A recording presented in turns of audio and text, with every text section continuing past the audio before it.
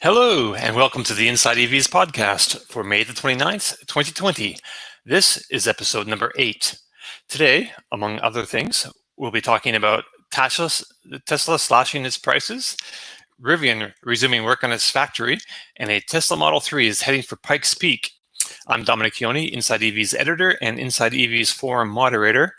Joining us today, we have Tom Moloughney, EV advocate, multiple EV owner and InsideEVs editor. We also have Martin Lee from the EV News Daily podcast, available on all your usual podcast platforms.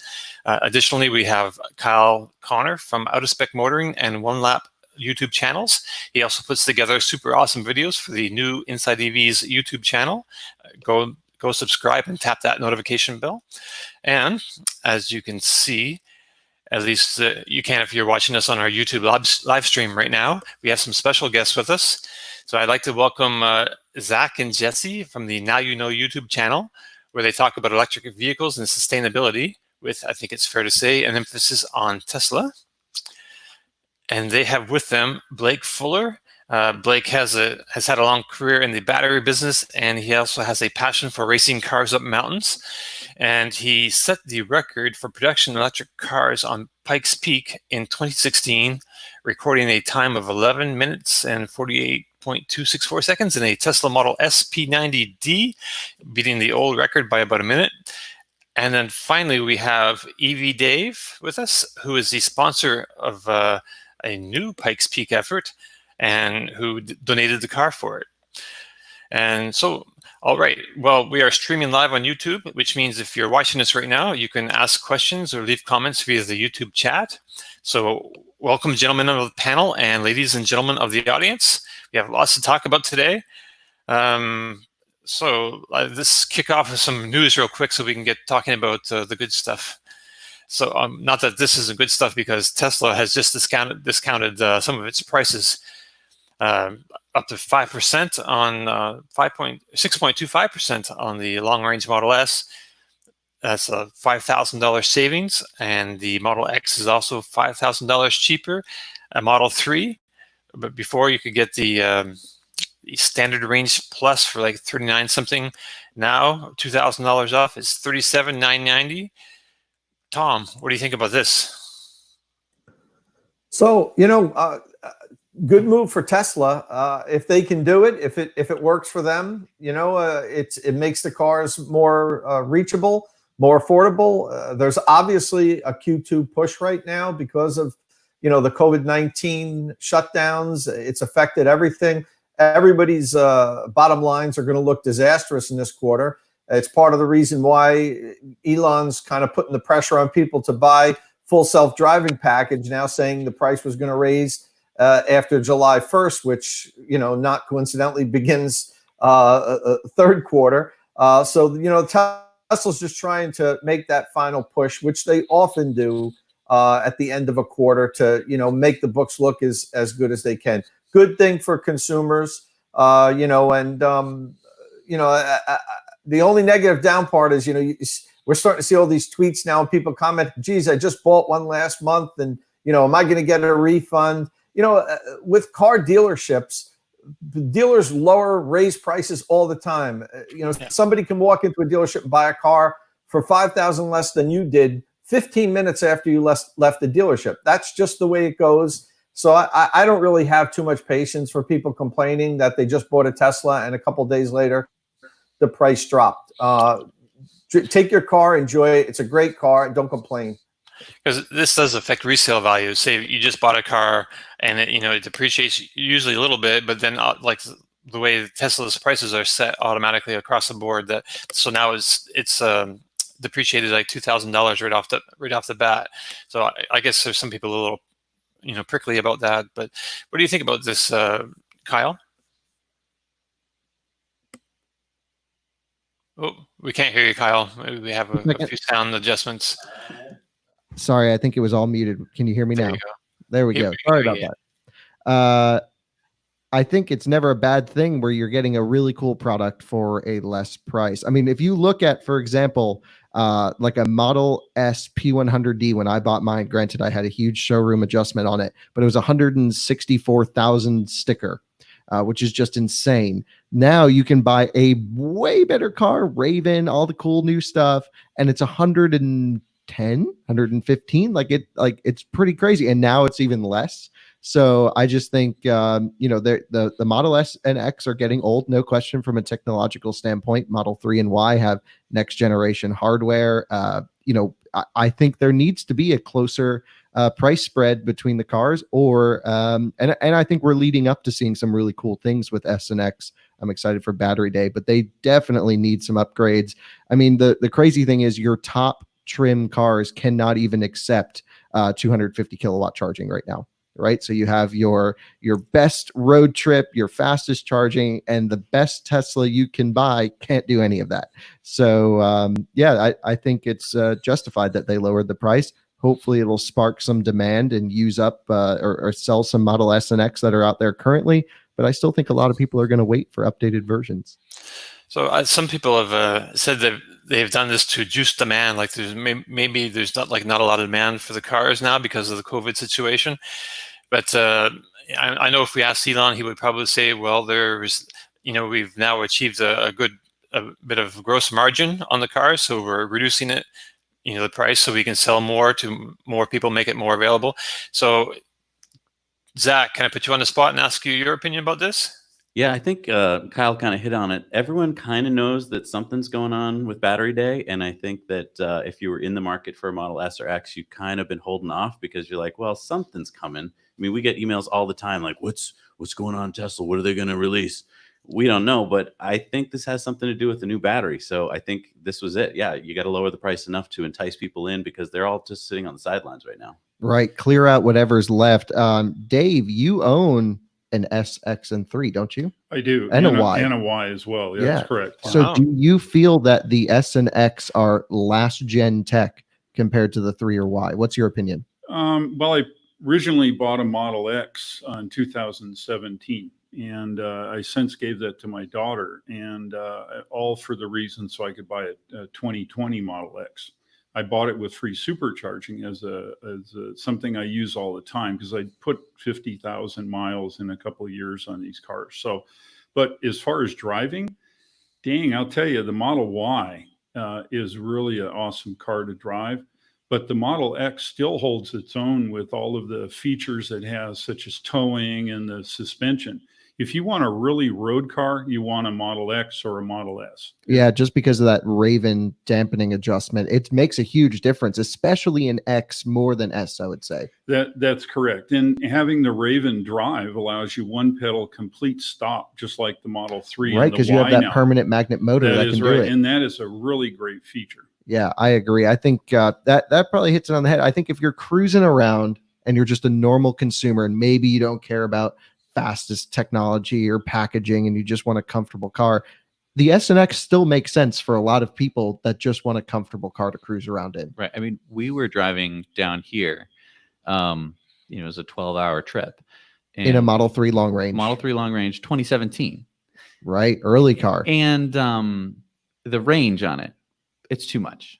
I'm sorry. I agree. My bladder at the end, you're just like, we were so used to, like 200-ish miles. And then when we put on the, we went for a trip with a trailer and, you're stopping every 90 miles. Yeah. Getting your on charge. A good stretch. Right.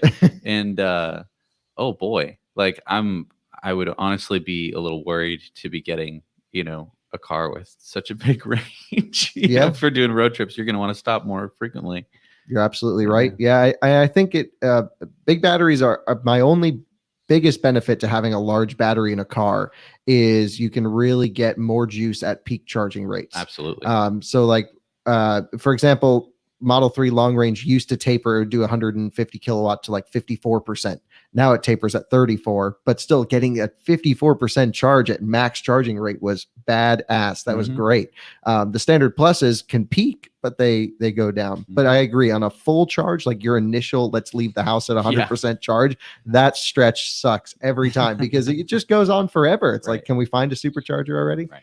Yeah. So yeah, you really welcome superchargers to go and do your business every couple hundred miles.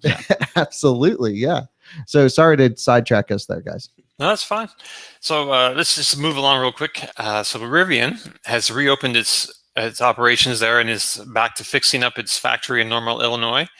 I'm not sure if you've seen this. It looks like we're now looking at a 2-month delay probably for the R1T. That's the electric pickup truck, which I think is probably the most anticipated product, electric vehicle product that doesn't have like a Tesla name on it.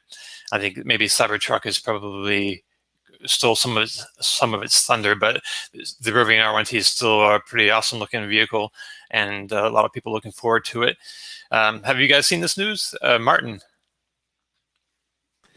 Yeah, and good luck to everyone getting back to whatever the new normal, pardon the pun, is with this post-virus world. You know, it's kind of funny on the podcast, on the EV News Daily podcast this week. We do a question of the week, and listeners email in. And actually, from a European UK perspective, the question I'm asking this week is, what do you want from a truck? To try and understand. Because about 40% of my audience are in the US, and then the rest is kind of split Europe and kind of mostly Europe then.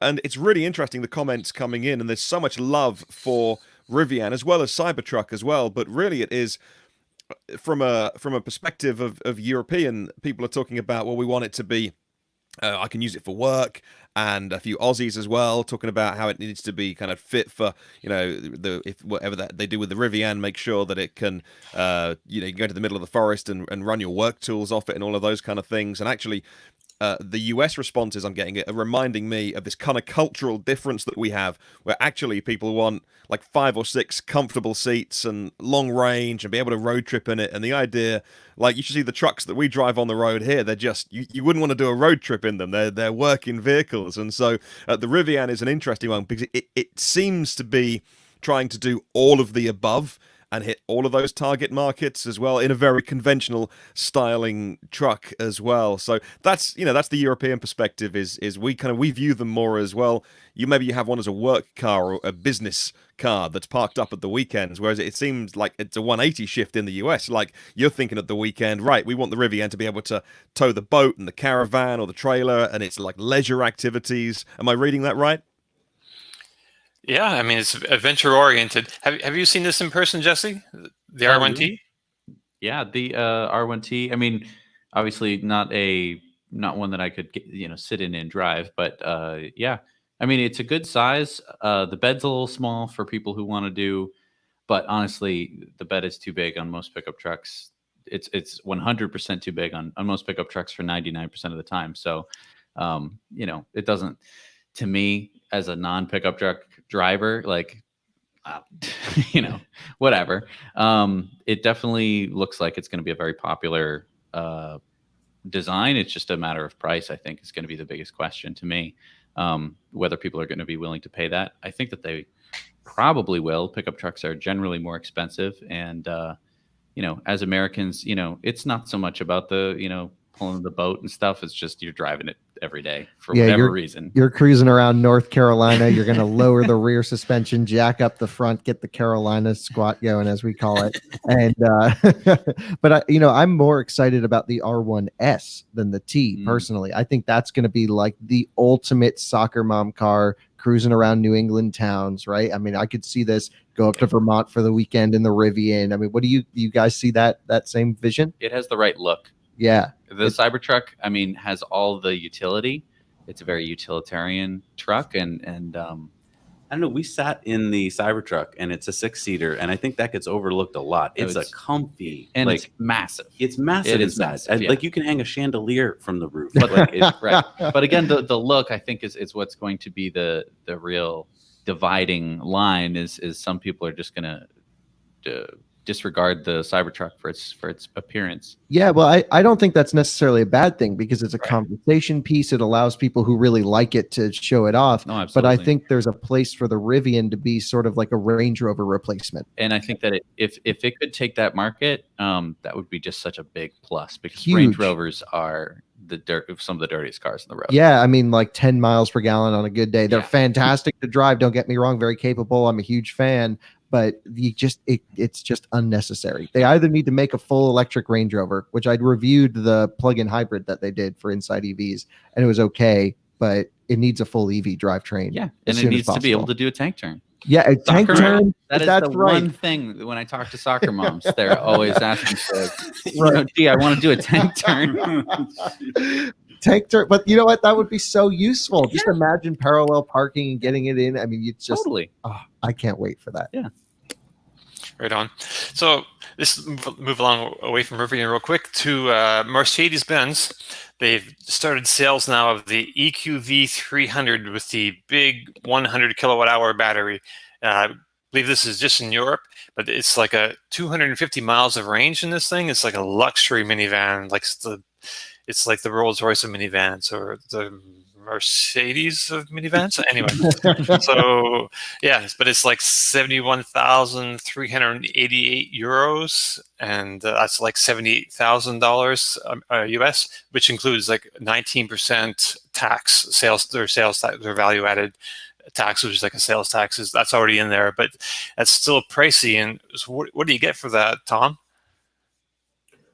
So this is clearly aimed at the commercial market. I don't think too many families are going to be, dumping. It's like 78,000 after the value added tax on this van. But for companies and for commercial purposes, it's going to work, and it's going to work great. I mean, every time I go to Europe, particularly Germany, on a press media event where for Volkswagen or BMW or Mercedes, everybody gets shuttled around in these big vans. And you know what? The drivers typically leave the thing running all the time, especially when it's in the summer. They have air conditioning on. They want the van to be nice and cool when everybody gets back into it.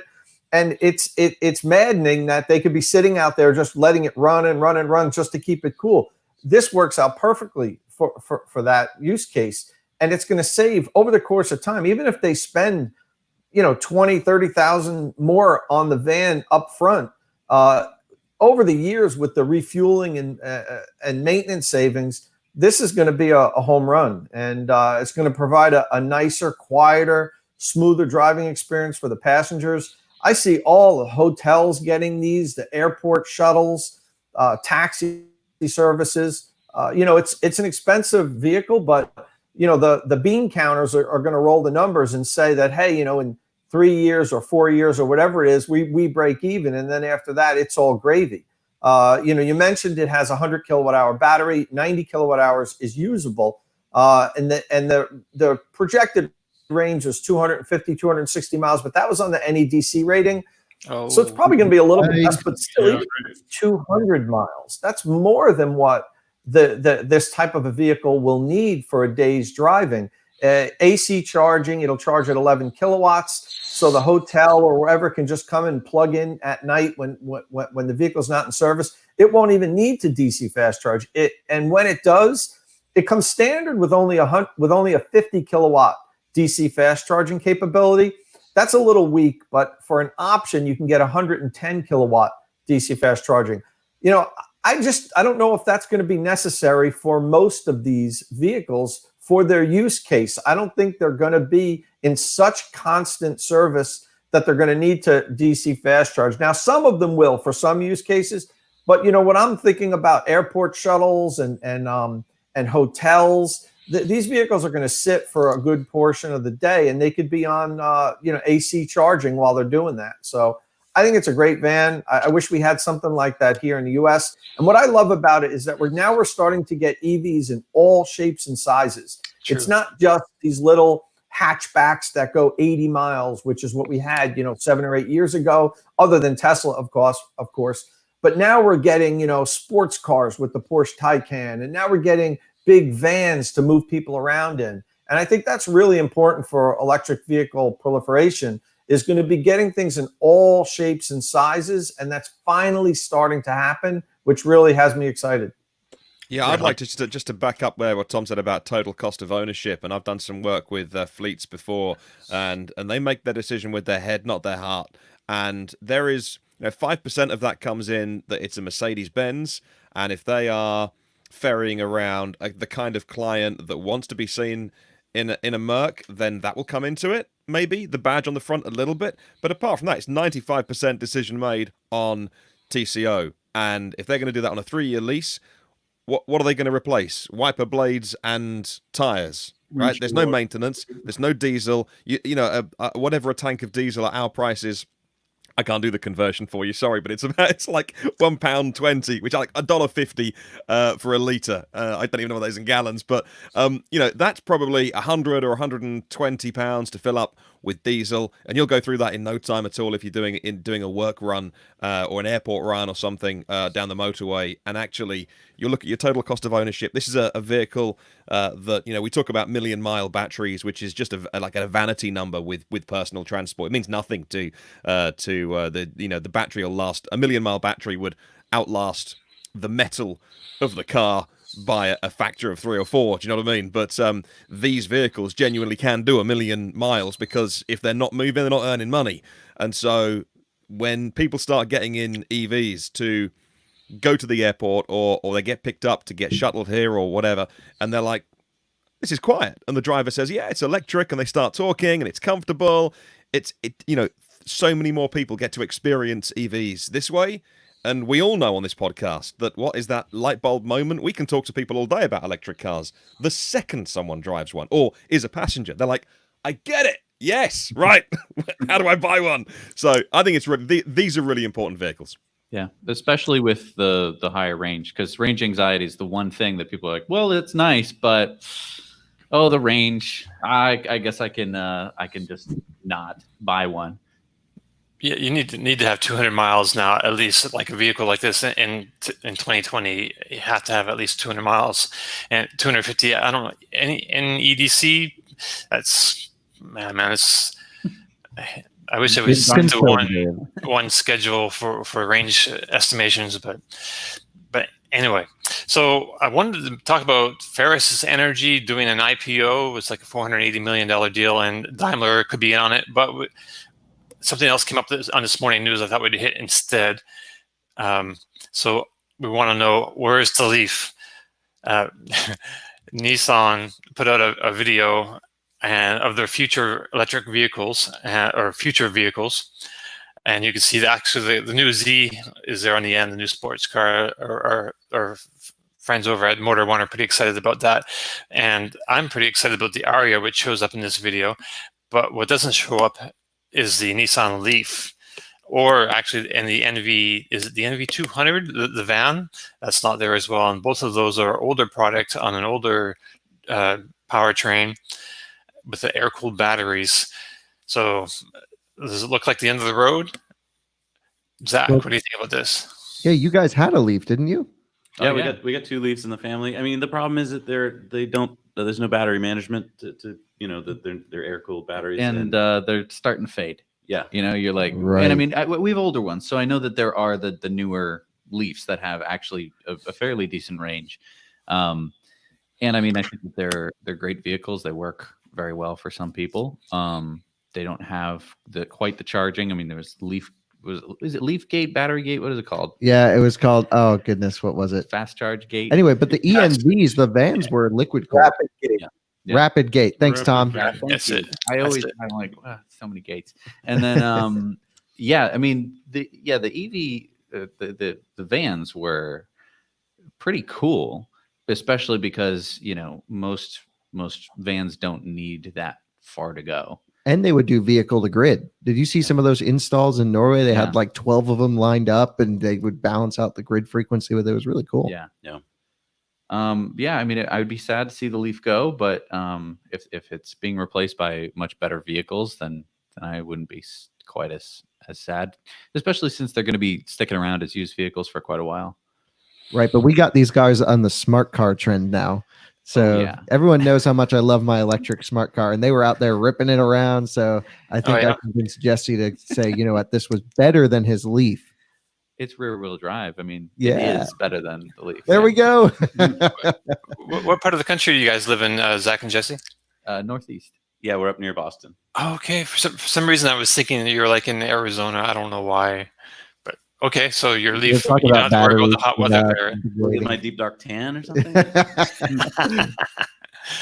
So you don't have to worry about the heat scorching the battery on you. Then Quite as much, although summers have been getting warmer. it's true. It's true. So we have you guys on the show today, and apparently, so Blake, we haven't spoken with you much yet. You're going to be driving a Tesla Model 3 up Pikes Peak. When is that race? Yeah, so and actually thanks to the three gentlemen sitting together in the room there is why we have this opportunity to actually drive the Model 3. The race is going to be August 30th this year. It typically is held in the end of June. For a long time, it was July 4th weekend. But now, because of COVID, it's been pushed all the way into August 30th. So fingers crossed, everything's still going to run. We also had another event that was planned in July, another history-making event, but that's been pushed to next year. So August 30th is the date of the race, but we actually go out about a week and a half earlier to start doing testing out there, plus to acclimate, because the race starts at 9,000 feet, ends at 14,000 feet. And most of us on the East Coast here are not used to the altitude. So we got to make sure we're ready. Yeah, that's a heck of a mountain. I think I was there in 2016, the year the Drive EO, the Latvian car, won the race, and Tajima-san and Rimac had a vehicle as well. I think they came in second in the electric. So it's just such an impressive and just incredible event, and the place. You really if you ever have a chance to go, man, I cannot encourage you enough to take that opportunity. It's so incredible. So you've run this before already, Blake. Setting the record. There's your Go Puck car with sitting on the bags of ice, chilling down. Yeah. It was getting a nice little ice massage before it went to go perform for the day. Getting Right. nice and tight. So you're not going to have this issue on the Model 3, do you think? Right now, we shouldn't. Well, I know we're not going to have the same level of thermal issues that we had with the Model S. And a lot of the Model S thermal issues we were running into were basically safety and longevity firmware issues, meaning that we had done a lot of testing prior to understand how to drive the car so that we could maximize what was the mechanical cooling system of the car. But even with doing that, we finally hit a limit where we suddenly were. I'm talking while I'm talking, right? It's like voiceover.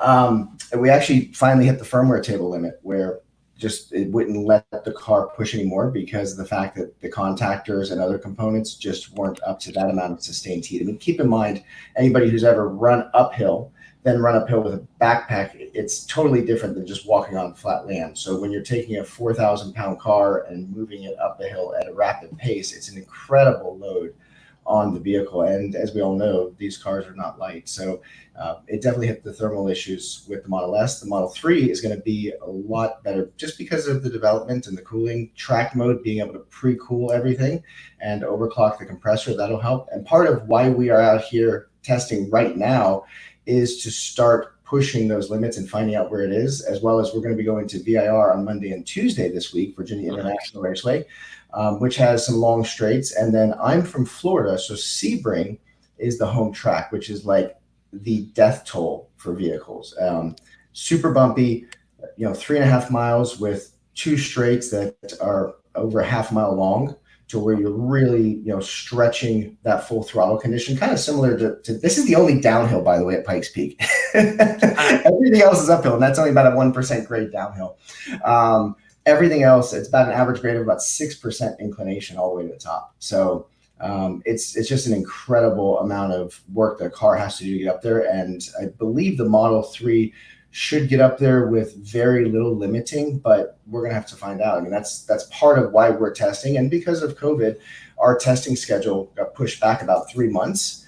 So it was a welcome news that we had the race get pushed back 2 months. It kept us closer to our schedule. Right. And sorry to interrupt, but we should make it so Blake and everyone here, we're all at the out of spec track for people who haven't watched. And we have a 2-mile long road course research facility. So basically, yesterday, they were out there ripping around, drifting, getting some cool shots. Blake can learn the chassis in the car in an open environment. And then today, we're going to do some more thermal testing. So, Blake, can you share what the goal is going to be for today's activities? Well, let me check the schedule here. All right. I think Kyle. Things we've got to knock out. So anybody who's driven a Model 3 on track also knows that one of the biggest things to address is the braking on the car. So we're going to be improving the braking today with better pads and fluid, just so that we can be able to stretch the straightaways longer, brake harder at the end, and then also be able to push the thermal limits. The other thing that we're really looking forward to today is we're finally going to get a set of our compound tires on there that are close to the spec that will be used for Pikes Peak. It is exactly the same tire that I ran in 2016, the Toyo R888s. So I went with that as a baseline tire for the Model 3 to kind of keep it as an even playing field, and similar width on them as well. So we're going to start gathering data on how basically can the car run 12 to 15 minutes around the track at full tilt without it getting into a point where I'm significantly seeing it pull back the amount of power it's giving. And one of the nice things is that we have two systems that are tied to the car. One is we have the Scan My Tesla app that we're utilizing with the OBD Link connector into the CAN harness. And then we also, AEM, which is Advanced Engine Management, they have an AEM EV division that they launched at SEMA this year, which is super exciting because when I see traditional internal combustion standalone engine management companies stepping into the EV space, which Cosworth, Motec, and others have done as well, but AEM have stepped up and helped sponsor the car to provide their vehicle diagnostic module, their GPS sensors. We're going to be doing a lot of telemetry. So this is the first install of trying to tie the CAN channels to the AM dash. So if anybody's watching this and you are a CAN expert or a software expert, please reach out to the team because that is not my role. I'm a little bit better behind the steering wheel than I am behind the keyboard. So definitely we need some help in that area to try to identify some of the channels for the CAN and to be able to get this going. But this is a community effort. I'll let maybe Zach and Jesse and others speak to this, or even Dave, about the support for the community of this car. But for us, it's not only we there to make history and open up people's eyes to what these cars can do, but it's about, as we're learning the information about the car, sharing with others and educating what I consider to be a new breed of enthusiasts. I mean, there's just so much passion surrounding the Tesla community and even electric vehicle owners in general, that they want to know more about their cars, and they're very tech specific, meaning that before EVs came to market, you start talking about a kilowatt hour battery pack, and unless they're looking at their electric bill, they didn't really care. But that level of kind of detail and orientation is something that now there's interest in. Oh, well, what tires should I run? what brakes do you run? How do you make that car handle so well? I mean, when I took a few other YouTubers for rides around Coda in my Model S, they were like, holy crap, I did not know this car could handle like this. They know it can accelerate quickly, but sometimes the handling of the cars is overlooked. Yeah, when we met Blake in Austin, Texas in February, he said, I'd like to go up again in a Model 3. And Jesse and I are like, great, we know nothing about racing teams, so let's do it. And then we got Dave here to become part of the team. So he donated the car. And then we've got community sponsors on the car. So I think this is the first time that a community-sponsored car is going to be attacking Pikes Peak. And that's really special to us because instead of like Pennzoil or some giant corporation, it's the community that wants to see this car win. Right. And so we're actually putting people's names on the car. So just, if people want to help support us, they get their name on the car, just like if it was, Kellogg's cornflakes, it is really nice because it's nice to have this community that is so willing to support something that they care about. So when did this all come together? It sounds like it maybe at the fully charged thing in Austin, Texas. Maybe what's the genesis of the project? Yeah, I mean, basically, it was Blake had messaged us before we had left for Austin. He said, hey, do you want to see the car that raced at Pikes Peak? And luckily, I was like, wait, is this the guy that we saw in 2016? So I did, I did a little Googling, and I was like, oh my gosh, this is the guy. And I was like, yeah, of course, we'd love to meet you. And so, yeah, Blake drove out at the supercharger stations along the way from Florida to Austin. He was installing a roll cage. So in the back of his car, he had the roll cage all disassembled. He was assembling it on the way there. I don't know when you were sleeping, and then you're putting the tires on, that day, just so that way we could get some time on the track. It was one of the few times we could get an electric car going around COTA at Fully Charged Live, and yeah, we were so blown away by his pedigree of racing, and also what we saw while we were there. And we were just like, it's ridiculous that there hasn't been another Tesla to go up Pikes Peak. It's going to be a great example for the future of like, wow, these vehicles can actually compete. So, EV Dave, how did you get involved with the project? I mean, you're giving him the car for this. I guess you get it back afterwards with all the extra roll cage and doodads added onto it? Yeah, that's the plan anyway. My goal in all of this is to bring awareness to electric vehicles. And I was in a position to provide the car to Blake and Zach and Jesse here to help promote the EV technology and prove again that the EVs could do a good job. And in this case, make it up Pikes Peak and hopefully get the record for this year for a production EV. And that's really my goal, is just make it awareness to everybody. I mean, we go through weeks, and every once in a while somebody goes, man, I never even knew that it would do this. And, it's that moment makes you feel good because you actually be able to provide the car, and they don't realize it. I raced the Model 3 in autocross. And if you guys don't know, autocross is a local car club thing where they go up and set monthly, and you set up a bunch of cones and race it around the track.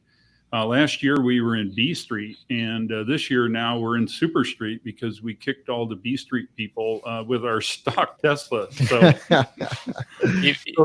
stock how I tires got even? involved. I'm sorry? You stock tires also? Absolutely stock. Wow. Just as I got it, we drove on the Michelin, and they did a good job. However, I think a stickier tire would be better. I think we'd get a 1.5 second increase. Sure. And the second half, that's a big deal in autocross. Yes, that's correct. So speaking of time, do you have a targeted time that you're kind of looking at, or is it bad luck to mention that yet? Or No, I think I'm happy to speak to it. I don't have too many superstitions. I figure that hard work and a great team overcomes pretty much any superstition. So basically, speaking of time, first of all, one of the things that is on the schedule today, if we can fit it in, that I'd like to do is Dave has also been generous enough to bring out his 2020 Model 3 that is in complete stock. It's totally stock form. And we are going to take it on the out-of-spec motor and track to compare it versus what is the lightened R compound. It's got BC Racing coilover suspension, the Carbotech brakes on it. We're going to see what those lap times compare. And because tires are easy to swap, if Dave's up for it, we've got some time, then why not put some R compounds on his stock car so we can kind of identify what it is. And that's the whole, that's the leftovers of, thank you, Kyle, for lending me those tires. I'll give them back to you in that. Thank you. They're really useful now. Really appreciate that. That was a good bit of fun doing that. It would have happened anyway. Exactly. But for times of, let's talk target time. So first of all, we're going to take a step back to 2016. When we tested, the Model S is highly capable at about 1/3 of the mountain. So when you go to Pikes Peak, you test 1/3 of the mountain at the time. You never get a chance to run the full course prior to race day. It's part of the aura of the event is that you're kind of testing everything in segments. And for an internal combustion car, that's not as difficult of a compromise. For an electric vehicle, you never get to see the full load of what you're expecting until race day. So if we go back to 2016, my time, when I calculate the Model S's best segment times, we were a low 10-minute car. So 11:48 was a lot of driver management, bringing the throttle pedal back ultimately to a point where we had optimized the maximum capability over the duration. So 11 minutes and 48 seconds, was plus minus 10 seconds, the optimal perfect run for what the Model S P90 DL, which is the version we had, that's the optimized run for that. The Model 3 in what I say a third segment, I think the Model 3 will actually not necessarily be faster in the lower third. If we were comparing what would be testing times, because the Model S has quicker acceleration. The weights are not that big of a difference between the two cars, surprisingly, once you get them stripped down to weight, kind of race form. And but it's going to be the middle and upper sections where the nimbleness and a little bit shorter wheelbase of the Model 3, the ability to rotate it using track mode in the hairpins is going to be huge. The Model S was a lesson in patience and late apexing through the hairpins. With the Model 3, we're going to be able to scoot it into and out of those very quickly. And I just wish it was still dirt. It would be so magnificent to just throw some awesome Scandinavian flicks going into those hairpins, because I can tell you there's nothing more cool than having a feeling of it's like Monte Carlo in the snow, where you're facing out over the mountain before you're making the opposing turn. It's just super cool with this weightless feeling when you're floating through there. But anyways, it's paved. Let's get back to the time. The time for me, let's be conservative. I'd like to do an 11 minute and 47 second as a minimum. That is the goal. The goal is, and of course you see Zach smiling, because Zach goes, let's keep in mind the goal here. We got to finish and we have to beat the record. So, my mind is always going. If you go over down the mountain, we really. Yeah. No, it's not good. Yeah, we want Dave wants his car back. Yeah. I'm not in a ball.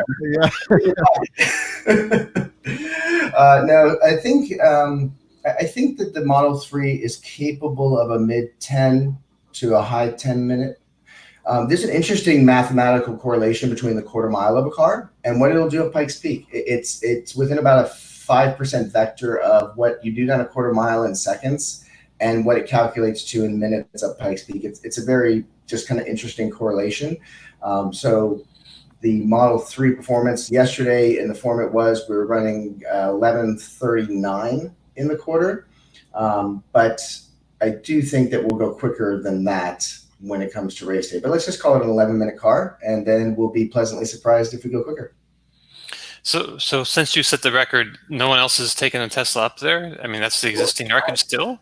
Isn't that crazy? And nobody had done it before. So in 2012, I was developing a lithium-ion battery for the 12-volt system of the P90D. Back, if you guys remember, the cars were being delivered, and as they rolled off the flatbed, batteries were dead.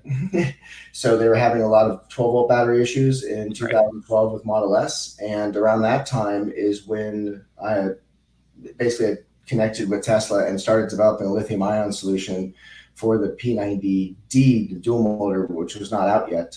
And during that time, I started speaking with a lot of the kind of upper management there about putting a program together with Pikes, because prior to that, I had won Pikes Peak in the open class, rookie of the year before, and been there multiple times. And I always felt that, having an electric vehicle up there would be amazing. And having done the first ever hybrid race car for Nissan in 2008, I've always been kind of geared up on how do we, disrupt the industry and bring electric motorsports. We want to have electric performance to be something that are synonymous words together. And so when we went out with the Model S, it was something that it took me 4 years to save and to get sponsors and to build a program. I mean, as was being alluded to earlier, Kyle said, it's a $165,000 car. And then now it's not like a Porsche Cup for 160 grand. You go out and buy, and you've got a roll cage in it, and you've got some cup tires and coilovers, and you've got, about 1 million people who know how to set them up. And every race shop in the world is comfortable touching them and, aren't afraid of the fuel burning. But when it came to the Model S, nobody would touch the car as far as putting a cage in it or even working on it without retainers or, some type of insurance waiver. So actually myself and others did the majority of the work on the Model S, and we found a shop in Sonoma, which is Kurt's Fabrication, just an extremely talented engineer that restores classic Formula One cars, and also does some work for Tesla. So he was comfortable with working on the car. He built a fabulous cage, and as Jesse was saying, it's actually, we did a bolting cage because the car was so expensive that we also realized that we still wanted to have the car to be able to daily drive it or take it to shows. So, when we were done with Pikes Peak and some other time attacks, pulled the cage back out, put the leather interior back in, drive the family around. And when the opportunity for Fully Charged came up, I reached out to Dan at Fully Charged and said, "Hey, I'd like to bring the car up to Dakota." And he's like, "Yeah, let's rock and roll." So I was like, "All right, well, out with the leather seats, in with the race cage." Nice. So you ran at Circuit of the Americas in Yeah. the spring? Oh, awesome. What kind of, did you go for any sort of like a fast lap? No, I think I do have some times, but I don't recall them. And when it comes to numbers, unless I'm like absolutely know it, I don't even want to just throw out a number and be wrong.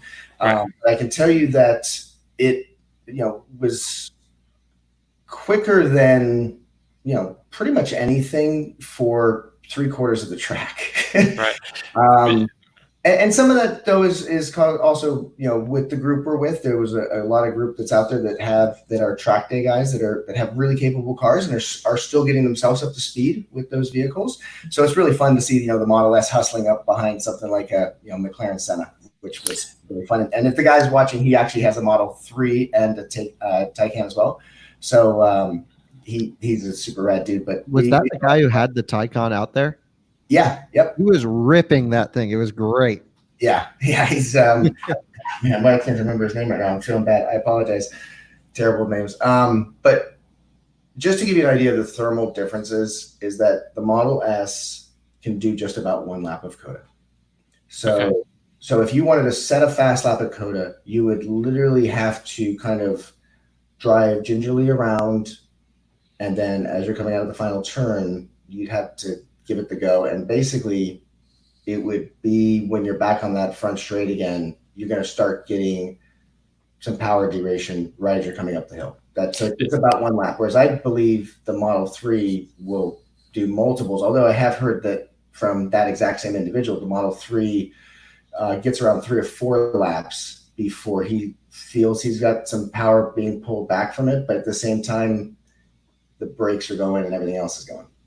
It doesn't pull back a whole lot of power. I think on the 3, it just kind of keeps it below its limit, so it'll give you still a lot of performance, but it might take a second or two off your time.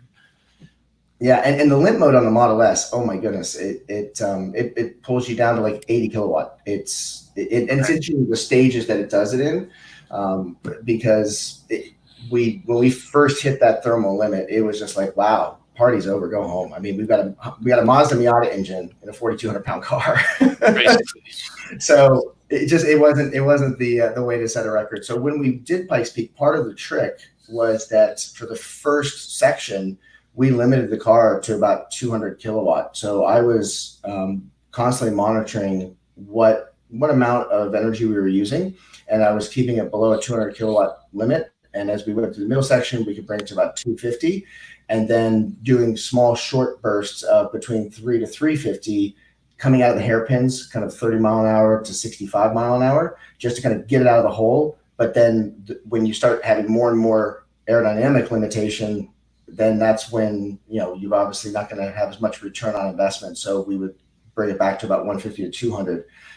So I think our average about 200, 220 going up that hill versus the car's capable of 450.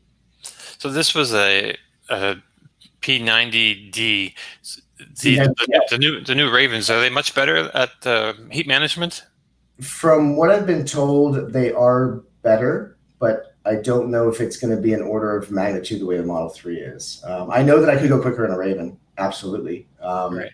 I would say that would be a car that would probably be a 1120. Just from all of the watching the data that people have put out and on the forums and so on, I was like, yeah, we can go back with a Raven, which I've got a cage for it, got the setup for it. But for me, it really wanted to. There's so many Model 3 owners out there, and it's a car that Tesla is supporting with track mode. I mean, when they launched track mode, I'm like, hey, somebody gives a beep about this, right? Right. Let's go. Yeah, track mode was amazing. Yeah. Go ahead. Sorry. No, it's just supporting the community. I mean, once, if Tesla's giving us track mode, let's take it to the track. Let's go. Right. So I say, wow. Uh, There's a lot to talk about. There's a lot we can talk about with all of that stuff in racing. It's pretty rad. It's pretty amazing. It's like so you're looking at like 11 minutes, but to prepare for that 11 minutes, it takes like a ton of resources and money and time, like hundreds of hours, I think, preparing for this, doing all this prep work here. Thousands of hours. Thousands. Yeah. Thousands. If you really look at it and spread it out among the time that's needed and the track, you're into even tens of thousands of hours. Just in the preparation, the planning, the logistics. I'm well past 1,000 hours already. A little plug here for Electric Performance Channel. We have a new YouTube channel where we're showing the Road to Pikes Peak, which is a weekly show where Blake is showing what he's doing every week, so that the audience can kind of get a behind the scenes on what the community is doing to prepare the car, or what I should say Blake is doing to prepare the car. So yeah, if you want to tune into that, we've already got like 10 episodes up, and he's showing you everything from weighing the car to putting on the coilover suspension to how he's doing the data tracking. So it's really, really fun for me because I didn't know any of this stuff. Oh, that's great. I didn't even realize you had that. You have 10 episodes up already? Yeah. Yeah. Oh, so man. from the very beginning, I think we're just showing the car getting wrapped recently. And then, we're probably a week or two behind on what we're doing now, but you'll be able to see all the stuff we're doing. We need to share that with our own audience here at InsideEVs, I think. That's pretty amazing stuff. So can you, Zach or Jesse, can you tell us just a little bit more about how you're bringing the community into this? Because that's an important aspect, I think, of this effort. Yeah, so I mean, when we were kind of looking into what we were trying to do, one of the things was we wanted to put Tesla on the car. We wanted it to be completely obvious what this was. We didn't want to have it covered with a bunch of, massive sponsorship stickers. And you were just like, because when people see a Tesla, sometimes they're just like, what is that, a Buick? They're like, what? So we really wanted to put the name on the car, and Tesla was not going to be sponsoring it. And as we're going forward, going through COVID, there's like hardly any sponsorship for anything at all. Like we're looking for tire sponsorships. There's none. There's no money in the corporate advertising budgets for anything because people just aren't buying stuff. So, the idea was going into it that we would definitely want the community involved. And so the idea would be, to get your name on the car. So we're selling $200 stickers to put your name on the car to see your name cross the finish line at Pikes Peak. And so that's what we're all about, to make, it's so amazing that a community could actually come in and sponsor this vehicle. And yeah, we put Tesla right on the front, right on the side.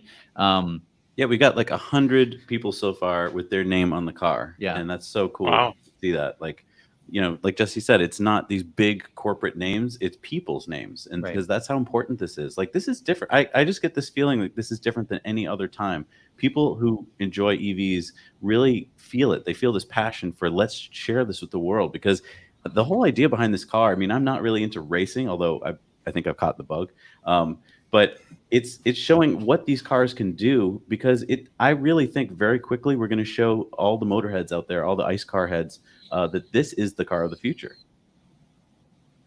And I have to say too, I mean, I'm proud to be the person that's the first one to do this with a Model 3 going up Pikes Peak, but it's very difficult, and it's a challenge. I'm encouraging others that, and that's part of this networking, is that if anybody is out doing Tesla Corsa or others that have done a lot of track events that have knowledge to share, please reach out to us so we can share it with the community, because that's one of the reasons that manufacturers like Porsche and BMW have been so successful for so many years, Corvette as well, is it's the community knowledge, right? So our community right now is able to contribute monetarily and overcome what is, $25,000 cost for tires, $10,000 to just get the team there and to be able to support the car.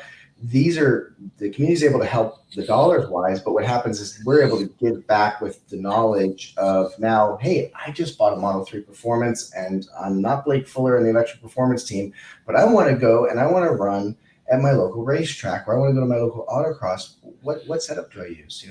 How do I get out there and be competitive? How do I be safe, right? How do I have more fun for a longer period? Because that's really the core of it for me, is that these cars are fun. How do we stretch that fun window to a longer time period? My Model S is a hell of a lot of fun for 30 seconds to 3 minutes, depending on, what the conditions are.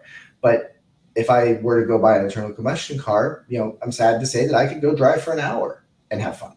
So we want to get that gap to close. And that's part of this whole effort, is how to get it so we can go out and more people can do what they enjoy doing at racetracks, but do it in a more sustainable manner, and also something that as they're driving to and from the track, it's also something that is just a better overall vehicle. I mean, I have to speak to one point, and that is that we do have so much less maintenance with our cars. It's just amazing to not have to worry about every other track day worrying about, okay, I need to change the oil again, or I need to be checking this particular fluid, or I'm going to go to the track and it's going to cost me $300 in race fuel. So while Tesla is not officially sponsoring us, thanks to free supercharging, thanks to Dave, at least they're paying for our race fuel.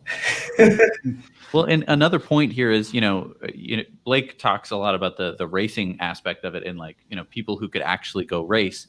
But I think that another aspect of it, when we're talking about EV adoption, is just this idea that when you have a family, whoever is the most knowledgeable about cars is generally going to be involved in most of the car buying decisions for that family. And so that person is going to be turned to and say, what car should we buy? And people who are generally into cars are generally into racing. It's a very general term, but the top performing and the aspirational cars, for the longest time, Corvettes, Lamborghinis, Ferrari, you're thinking something like that. And so that's pushed people to being like, oh, I want a bigger engine, I want more power. And now we can actually be having the aspirational car be a Tesla Model 3, a performance that's going up the hill, but you can get a standard range. We just talked about how the price dropped. It's a so much more approachable car. And so for those people who are the car buyers of a household, it's really transformative to have them see a vehicle that they could go purchase for someone in their family, or to advise someone in their family to go purchase. That's going to make a transformational change. And that's one of the reasons why, I'm just so happy to see, the Porsche Taycan and all of these other, sort of unattainable, very expensive EVs that have high performance, because it kind of shows electric cars are not golf carts anymore. Yeah, I think that myth's been put to rest. Yeah.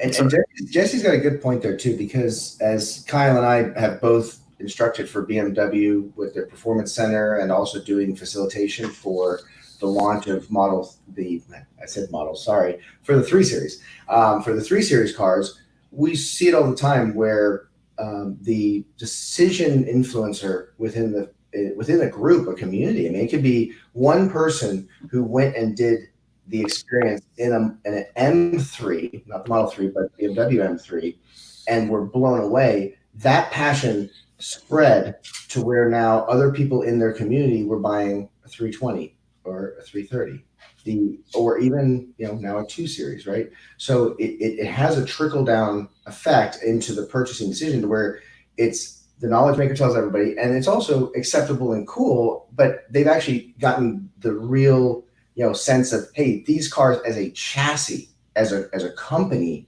are creating great products. So if I can only afford the entry level, I'm still getting something that's quality with my money, and that's what people want to buy. Wow, it's going to be an amazing week. That's the other thing with Pikes Peak. It's over a whole. You're there for a whole week. It's 10 minutes of run, but you're there and you're sleeping maybe 4 hours a day, probably, if you're lucky. Yeah, that's it. If I hope I get that. Last time I was so thankful. I had such a great crew of volunteers and a few people that, because they had to take off work, they had to have some compensation. I actually did get some sleep.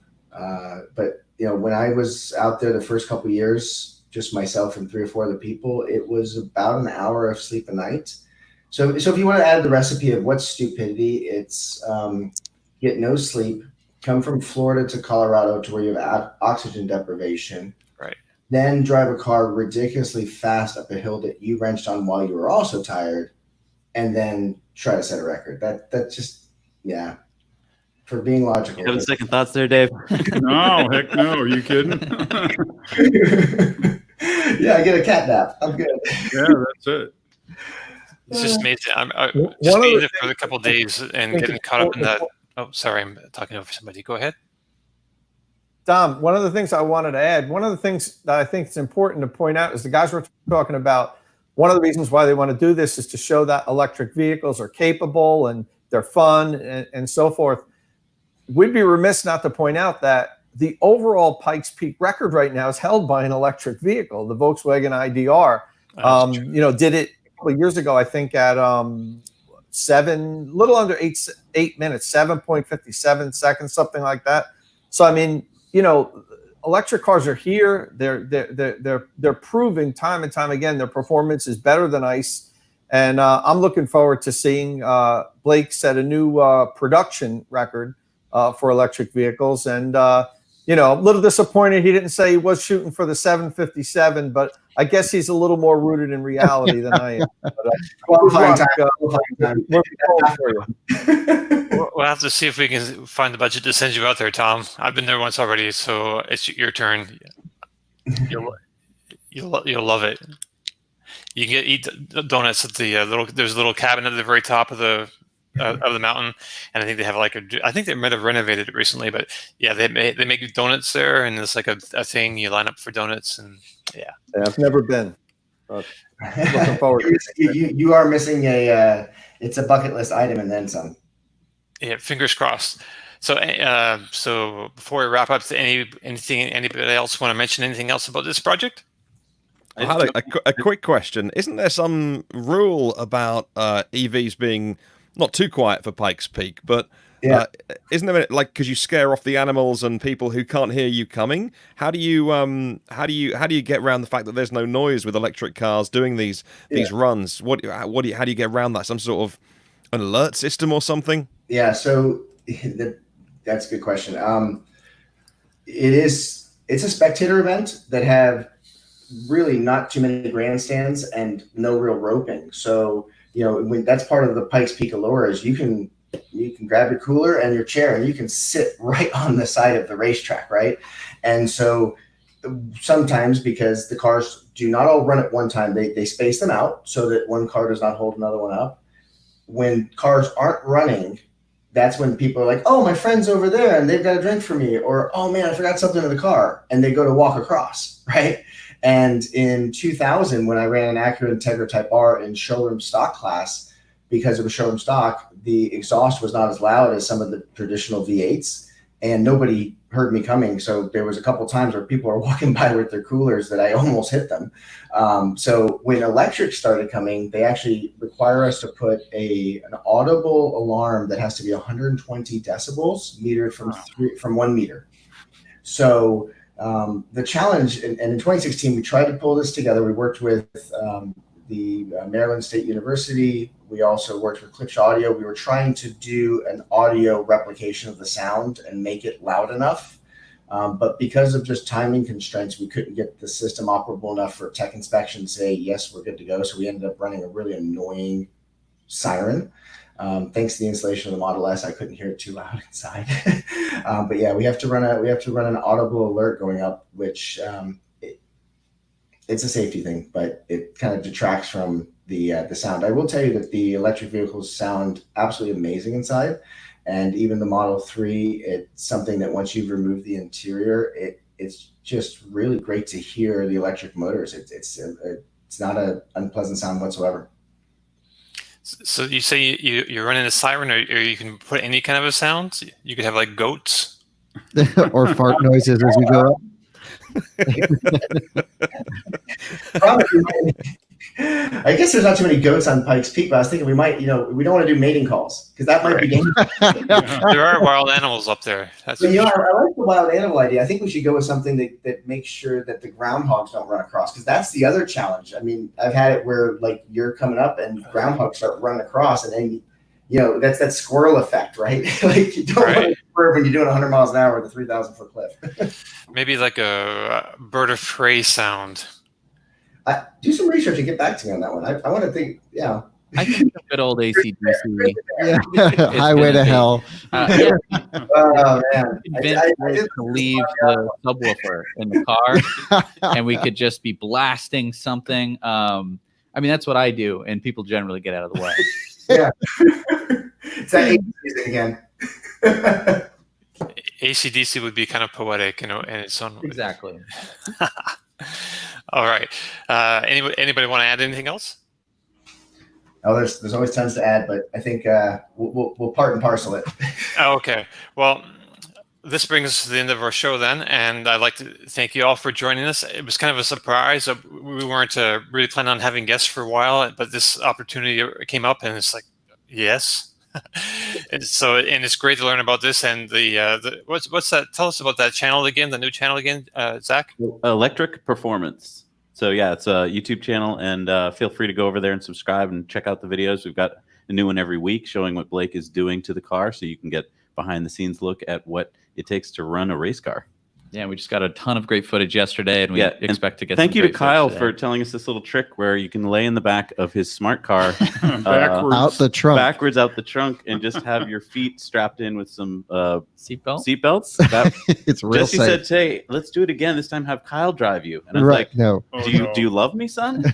I said you could have. I said I would go and I would lay back there. Oh, okay. All right, then let's do it. Hey, that's worth money. Yeah. Right on. Well, okay. Thank you all for joining us. And if you have any comments about any of the topics on today's show or this project, you can comment on the InsideEVs podcast post on InsideEVs, or on the InsideEVs forum podcast thread. And don't forget, you can follow our panelists on Twitter. Tom is at Tomolog, Martin is at EV News Daily, and Kyle is at Out of Spec. I'm Dominic_Y, and Blake, where can people find you? So I need to be a bit more social active on Twitter and so on, but I think the best way to follow what we're doing is the Electric Performance channel. And then also we have my Patreon, which is Patreon/Blake Fuller. And that's an area where as we move along, we've been condensing what is really hours of quality footage into 5 to 20 minute digestible segments for the channel. So it's on the Patreon that we're going to start putting a lot of the behind the scenes and additional data. It's taking a long time to get all of that compiled, as you might imagine, as with COVID up until this point, the vehicle has been kind of unilaterally been worked on by myself. So we're not exactly on schedule with all the stuff we're trying to get up. But that is a great place that if they can support not only the efforts of what we're doing, but it's where we're going to be adding a lot more of the data details and things that might be a little bit too much for just a short stint. And the other thing too is that with the entire program, there are 3 things that we definitely would love some assistance from people on. One is anybody who's done track events before with setup. And the other is the CAN side of items, data logging or any type of, wink, wink, inside secrets about the cooling system or the drive system that we would have to learn through trial and error that can help accelerate us. That would be just wonderful for the community to help us there. And then, finally, as has been talked about, because of the building of this program, there's an opportunity for people to be able to support it by getting their name on the car, which I am just, I'm speechless with the number of people that support it. Something that I wanted to occur, but I didn't think it would be so wildly popular. And I'm just so thankful for everybody doing this. Yeah, it's great to hear you got so much participation already, and hopefully we'll help you get the word out, so you'll get some more. EV Dave, are you on social media at all? I am. I can be reached as EV Dave on Twitter, and also YouTube is EV Dave channel there. Awesome. We'll have to take a look for that. And Zach and Jesse, of course, want to give us your other channel name and details or Twitter handles? Yeah, you can check us out on Now You Know channel on YouTube. We do a weekly show on Tesla. We've been going almost 4 years straight. We're about to hit episode 200 soon, every week for 200 weeks. And now, so Tesla Time News on Mondays and In Depth on Fridays. And our Twitter is NYK channel on Twitter. Awesome. Well, thank you very much for joining us. We really appreciate it, and best of luck on the mountain. Yeah. And we'll look forward to that. And I guess we'll be talking about that on the website as well. Have a great, and a special shout out to our viewers, our live viewers. So they've been throwing up messages here and there, and we really appreciate you joining us. And we'll see you all again next week. Okay.